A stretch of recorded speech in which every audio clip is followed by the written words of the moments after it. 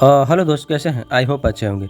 दोस्तों, आप देख रहे हैं सपोर्ट भोजपुरी यूट्यूब चैनल और सपोर्ट भोजपुरी में आप सभी को एक बार फिर स्वागत है।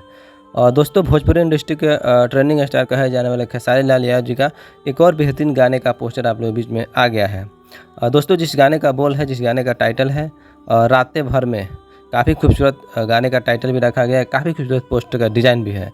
और दोस्तों, इस गाने को ग्लोबल म्यूजिक जंक्शन के द्वारा शेयर किया गया है। ये गाना उसी कंपनी के उसी यूट्यूब चैनल से आएगा। दोस्तों, इस गाने को लिखे हैं आज के दौर के बेहतरीन राइटर कृष्णा बेदर्जी जी। कृष्णा बेदर्जी जो भी कुछ गाना लेकर आते हैं ब्लास्ट ही गाना होता है, सुपर हिट ही गाना होता है।